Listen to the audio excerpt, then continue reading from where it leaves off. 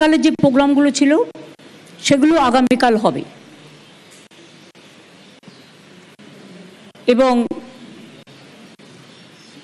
চেতলার programme যেটা থাকে সেটা পরশুদিন হবে। যে দুর্যোগ হয়েছে বিশেষ করে হঠাৎ করে, আমি কদিন ধরেই বলছিলাম যে আবহাওয়া দপ্তরের একটা সতর্ক আছে, কিন্তু সেটা পঞ্চমীর দিন থেকে একটা নিম্নচাপের ঝড় বাতাস এবং কোথাও কোথাও বৃষ্টি টিষ্টি হবে এরকম একটা ইনফরমেশন আমাদের ছিল। কিন্তু গতকাল রাত্রে যে বৃষ্টিটা হয়েছে অবিশ্বাস্য, এবং কি আর বলবো যে এত বড় দুর্যোগ 1978 সালে একবার হয়েছিল, তার থেকেও এটা আরও বেশি।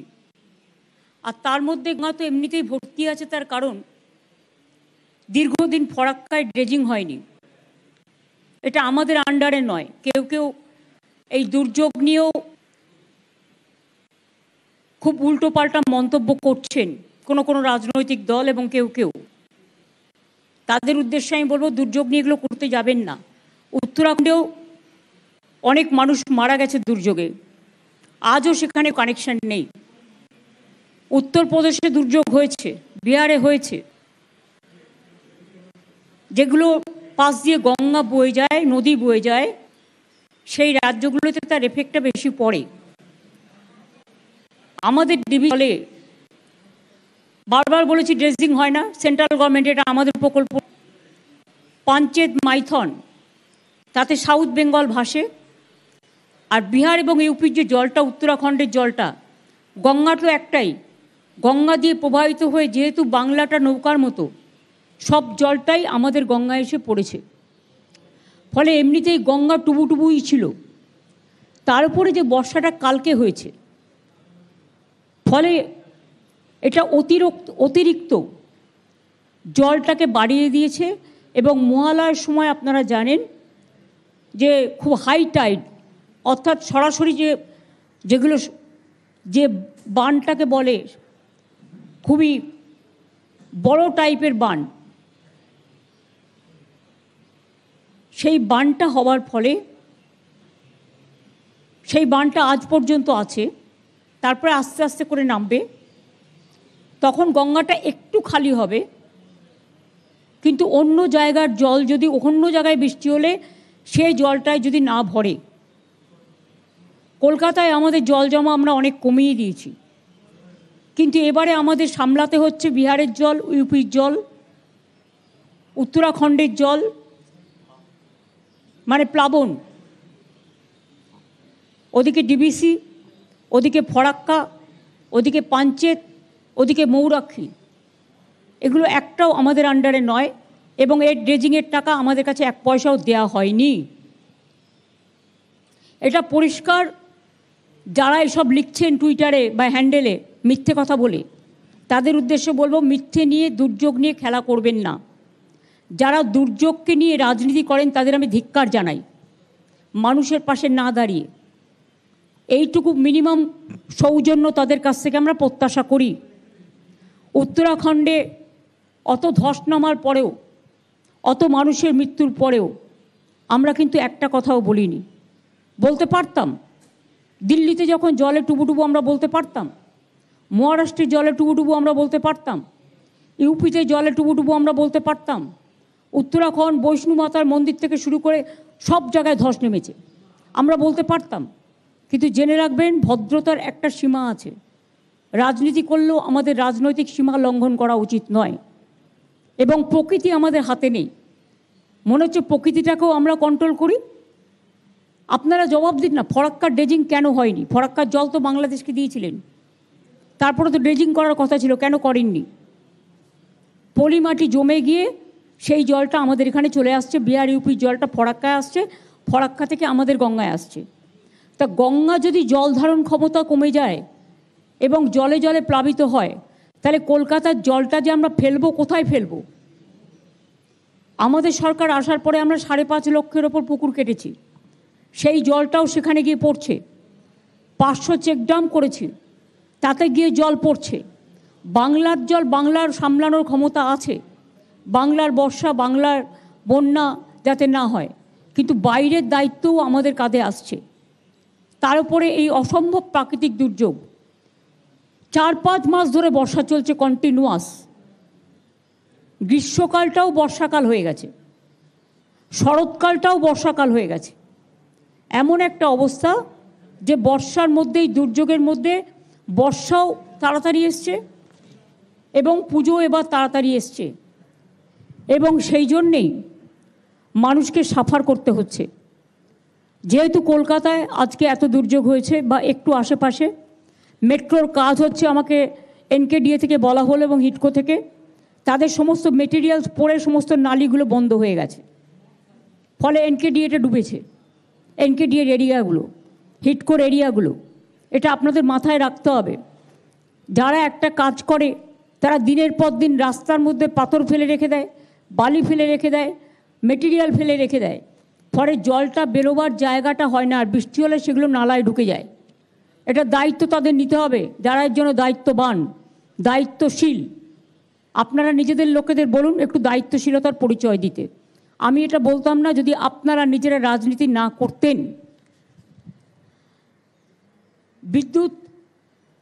বিদ্যুতের কারেন্টে এবং বিদ্যুতের জন্য 8-9 জন মারা গেছে।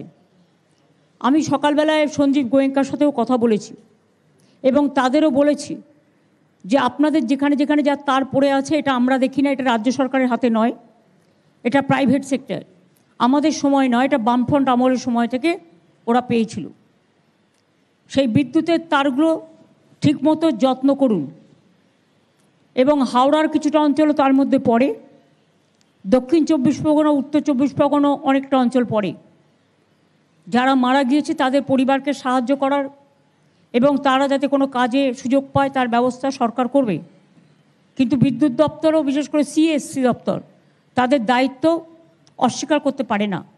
তাদেরও 5 লক্ষ টাকা করে কম্পেনসেশন মিনিমামে ফ্যামিলিগুলোকে দেওয়া উচিত। যদিও মৃত্যুর কোনো বিকল্প হয় না। প্রায় 9 জন মারা গেছে ইলেকট্রিকিউশনের জন্য। কলকাতায় মারা গেছেন 8 জন এবং গ্রাম বাংলায় মারা গেছেন 2 জন। একজন বিষ্ণুপুরে আমতলায়, আর একজন মারা গিয়েছেন শাসনে, উত্তর 24 পরগনায়। সুতরাং তাদের দায়িত্ব তারা পালন করবে, আমাদের দায়িত্ব আমরা পালন করব। আমি এখনও বলছি মৃত্যুর বিকল্প কখনো কোনো টাকা পয়সা দিয়ে হয় না। আর কলকাতার যে 8 জন বিদ্যুতীকরণ হয়েছে তার মধ্যে একজন মোংলাহাটে, সে শেক্সপিয়ার সরণির একটা সিকিউরিটি গার্ড ছিল। আমরা সমস্তটাই খবর রেখেছি সকাল থেকে। এবং গঙ্গার জলটা যতক্ষণ হাই টাইডটা না কমছে, আবার যদি রাতে হাই টাইড হয় তাহলে একটু সতর্ক থাকতে হবে। তবে হাই টাইডটা আমার মনে হচ্ছে আগামীকাল থেকে সম্ভবত লো টাইড হতে পারে। এখন লো টাইড চলছে, কিন্তু আবার রাত্রের দিকে জলটা বাড়বে। আবার এই জন্য কালীঘাট সংলগ্ন অঞ্চল এবং তারপরে যদি বৃষ্টি হয় তাহলে সেটা আবার কিছুটা প্লাবন হবে। কিন্তু তারপরে লো টাইড যখন হবে, জল ধারণের ক্ষমতাটা বাড়বে, তখন আস্তে আস্তে জলগুলো পাম্প করে বের করে দেওয়া যাবে। আমি মেট্রো রেলকে রিকোয়েস্ট করব, আপনাদের রাজারহাট, নিউ টাউন, সল্টলেকে যত মেটেরিয়ালস পড়ে আছে আপনারা ড্রেনেজগুলোকে ক্লিয়ার করার চেষ্টা করুন, আর মেটেরিয়ালগুলোকে সরিয়ে রাখার চেষ্টা করুন, যাতে ওই অঞ্চলের নালাগুলো যাতে বন্ধ না হয়ে রাস্তায় জল জমে যায়। Please take care. ফরাক্কা ব্যারেজকে অনুরোধ করব যে আপনারা চেষ্টা করুন ড্রেজিং করবার, যাতে জলটা বিহারেও, বন্যা হলে জল বেশি আসলে বিহারেও বন্যা হয়, বাংলাতেও হয়। ফরাক্কার জন্য বিহারও যেমন সাফার করে, বাংলাও সাফার করে। এবার উত্তরপ্রদেশ থেকে শুরু করে, দেরাদুন থেকে শুরু করে, উত্তরাখণ্ড থেকে শুরু করে, বৈষ্ণুমাতার ওখান থেকে শুরু করে চারিদিক দিয়ে জল এসে পুরো বাংলাটা নৌকার মধ্যে এসে ঢুকেছে। সেই জন্যই প্রবলেমটা হয়েছে। কাজেই আমরা দুঃখিত এবং মর্মাহত যে এই দুর্যোগটা পুজোর সময় হচ্ছে বলে। আর এই সময়টা জেনারেলি পুজো হয় না, খুব কম সেপ্টেম্বর মাসে পুজো পড়ে। কিন্তু এটাতে চন্দ্র, সূর্য, গ্রহ, তারা, নক্ষত্র দিয়ে যারা পাজি তৈরি করেন তারা দিনক্ষণ তৈরি করেন, আমরা করি না। আর সব কিছু হাতে থাকলেও মনে রাখবেন প্রকৃতি কখনো হাতে থাকে না, দুর্যোগও হাতে থাকে না। প্রকৃতির একটা গ্লোবাল ক্যালামিটিস চলছে, শুধু আজকে ইন্ডিয়াতে নয়, সারা পৃথিবীতেও চলছে। সুতরাং সবাই ভালো করে পুজো করুন, কিন্তু সতর্কতা অবলম্বন করে। সতর্কতা মানে ভয় পাওয়া নয়, সতর্কতা মানে যাতে ইলেকট্রিকের তারগুলো ঠিক থাকে, লোডশেডিং হলে কন্ট্রোল রুম আছে, তাড়াতাড়ি আপনারা খবরটা দিন, যাতে তারা সঙ্গে সঙ্গে আমাদের স্টেটের যেটা আছে রাজ্যে, সেটা এখনও কোনো অসুবিধা হয়নি, কিন্তু কখনো কখনো যদি হয়ে যায় আপনারা সেগুলো কন্ট্রোল রুমে জানাবেন। কন্ট্রোল রুমের নাম্বার অলরেডি আমরা সংবাদপত্রকে দিয়ে দিয়েছি এবং আমার ফেসবুক টুইটারেও আপনারা দেখে নেবেন। এবার আমি অনুরোধ করব যে জেলার আমার বন্ধুরা পুজো কমিটিগুলো অনেকক্ষণ ধরে, দীর্ঘক্ষণ ধরে অপেক্ষা করছেন, আর তাদের অপেক্ষা করা নয়, কারণ অনেক পুজো আছে। সুতরাং কলকাতায় আমি আজকে বাতিল করেছি, কিন্তু ভার্চুয়ালি করছি বলে জেলাগুলোকে আমি বঞ্চিত করতে পারি না, এবং তাই কলকাতার প্রতি সহমর্মিতা জানিয়ে এবং মর্মাহত আমি, আমাদের সবাই রাস্তায় আছে, প্রশাসন থেকে শুরু করে সকলে, আমি অনুরোধ করব শান্তনুকে, আইএনসিএ দপ্তরের প্রিন্সিপাল সেক্রেটারি এবং পাওয়ার ডিপার্টমেন্টের, এবং ইন্দ্রনীল সেন আমাদের মন্ত্রী কালচারাল ডিপার্টমেন্টের এবং ট্যুরিজম ডিপার্টমেন্টের, তারা তাদের পুজো কমিটিগুলোর নাম ঘোষণা করবেন এবং কে কোথায় আছে সেটা ঘোষণা করবেন। আর আমি স্ক্রিনে দেখে নেব আপনাদের পুজোগুলো, যেমন আমি দেখতে পাচ্ছি এখন মাতৃমূর্তি এবং যারা উপস্থিত আছেন তাদের, আমি তাদের স্পষ্ট দেখতে পাচ্ছি, তাদের নাম যারা যারা যেখানে উপস্থিত আছেন এবং পুজোগুলোর নাম। প্রথমে পুজোগুলোর নাম বলবেন শান্তনু, এবং শান্তনুর পরে ইন্দ্রনীল বলে দেবে কোন পুজোতে কে উপস্থিত আছেন। তারপরে ওটা আমি একবারে উদ্বোধন করে দেবো জেলা ওয়াইজে। ইন দ্য মিন টাইম ওরা যখন একটা করে নাম বলবে, স্ক্রিন থেকে নামগুলো বেরিয়ে যাবে, পরের নামগুলো আবার বলবে। দেখে নাও, স্ক্রিনে আমি দেখতে পাচ্ছি 1, 2, 3, 4, 5, 6, 7, 8, 9, 10টা আছে। আগে প্রথম 10টা নাম বলো। আমরা আজকে দক্ষিণবঙ্গ থেকে শুরু করছি, আগের দিন উত্তরবঙ্গ থেকে করেছিলাম।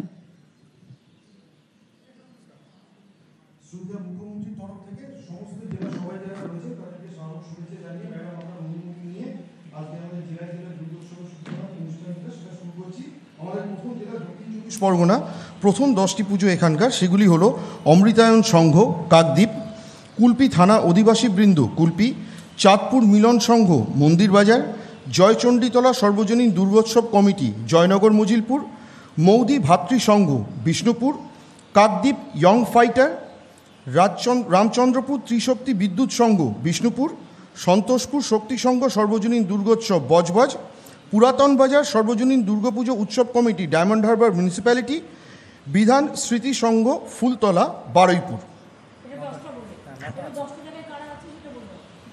এখানে দক্ষিণ 24 পরগনায় শ্রী বিমান ব্যানার্জি মাননীয় অধ্যক্ষ বিধানসভা, শ্রী দিলীপ মণ্ডল মাননীয় মন্ত্রী, আমাদের জেলা সভাধিপতি রয়েছেন, ডিস্ট্রিক্ট ম্যাজিস্ট্রেট, জেলা শাসক, পুলিশ সুপার, এরা সবাই এখানে উপস্থিত রয়েছে, আইসিরাও সকলে রয়েছে, এমএলএ বিধায়ক প্রত্যেকে এখানে উপস্থিত রয়েছে, এডিএমরা রয়েছেন ম্যাডাম, এডিএমরা রয়েছে, এডিএম এসডিও বিডিও সবাই রয়েছে। এবং সর্বোপরি পুজোর উদ্যোক্তারা যারা সভাপতি, জেনারেল সেক্রেটারি সহ সকলেই আছেন, তাদের সকলকে, এবং স্বাধীন এবং সেখানকার নাগরিকবৃন্দও আছেন, তাদের সকলকে আমার অনেক অনেক শুভেচ্ছা এবং শুভ নন্দন জানাচ্ছি। আপনারা মনে রাখবেন, দক্ষিণ 24 পরগনা পঞ্চমীর দিন থেকে গঙ্গাসাগরে, বঙ্গোপসাগরে একটা নিম্নচাপ সৃষ্টি হবার সম্ভাবনা আছে। ঝোড়ো হাওয়া এবং বৃষ্টি হবে। তাণ্ডবের কথা এখনও বলা হয়নি, বাট মোটামুটি ঝোড়ো হাওয়ায় তো আপনারা অভ্যস্তই, যার জন্য মৎস্যজীবীদের মৎস্য ধরতে বারণ করা হয়েছে। আপনারা ভালো থাকবেন, সুস্থ থাকবেন, আর নিজেদের দিকে নজর রাখবেন। আর যদি সেরকম সিরিয়াস কিছু হয় তাহলে ডিএম, এসপিরা, আইসিরা, বিডিওরা জানে, এসডিওরা, এডিএমরা, যে তাদের, এবং এমএলএ, এমপিরাও যারা আছেন, বা কাউন্সিলর বা পঞ্চায়েতও যারা আছেন, বা পুজো কমিটিরও যারা আছেন, তাদের আমাদের যে ফ্ল্যাট শেল্টারগুলো আছে সেখানে তাদের শিফট করে দেবেন, যাতে কোনো অসুবিধে না হয়। অনেক ধন্যবাদ আপনাদের সকলকে, অনেক শারদ শুভেচ্ছা। দুর্যোগের মধ্যেও, দুর্ভোগ হয়তো হবে, কিন্তু কি করব বলুন, পুজো তো পুজোই, মাকে আহ্বানও করতে হবে। কোনো কিছুর জন্য থেমে থাকে না, জীবন এগিয়ে চলে, আপনারাও এগিয়ে চলুন। এই জেলার পরবর্তী পুজোগুলো হলো ম্যাডাম সপ্তপল্লী সর্বজনীন দুর্গোৎসব বারুইপুর,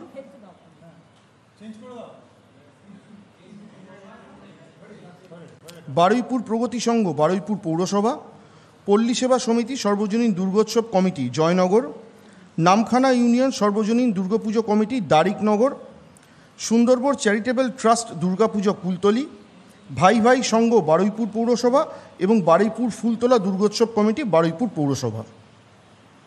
এখানে আমাদের বিধায়করা রয়েছেন, দিলীপ মণ্ডল রয়েছেন, জয়ন্ত ভট্ট রয়েছেন, শ্যামসুন্দর চক্রবর্তী রয়েছেন বারুইপুর পুরসভার, শ্রীমন্ত কুমার মালী সহকারী সভাধিপতি জেলা পরিষদ, গণেশচন্দ্র মণ্ডল বিধায়ক কুলতলি, বিভাস সরকার বিধায়ক বারুইপুর পূর্ব রয়েছে, এডিএমরা রয়েছেন, এসডিওরা রয়েছেন এবং এখানকার আইসিরা প্রত্যেকেই এখানে উপস্থিত আছেন। এসপিডিএম তো আগেরটাতে ছিলেন, এখানে রয়েছে, বিডিওরা রয়েছে। এবং সবচেয়ে বড় কথা, যাদের জন্যই সম্ভব হয় এত বড় একটা উৎসব পালন করা, প্রত্যেক সদস্যরা প্রত্যেকে এখানে উপস্থিত আছেন। আপনাদের পুজো কমিটির উদ্যোক্তাদের অনেক অনেক শারদ শুভেচ্ছা, শারদ অভিনন্দন। ভালো থাকবেন, সুস্থ থাকবেন। দুর্যোগকে মোকাবিলা করে, দুর্ভোগকে মোকাবিলা করে মায়ের আহ্বান করতে হবে। সংকট মাই কাটিয়ে দিতে পারেন, মায়ের কাছে আমাদের প্রার্থনা থাকবে। আপনাদের মণ্ডপগুলো খুব ভালো হয়েছে এবং মায়ের মূর্তিও খুব ভালো হয়েছে। অনেক অনেক শুভেচ্ছা, অনেক শুভনন্দন সকলকে। সকলে এলাকায় থাকবেন এবং এলাকাকে ভালো রাখবেন।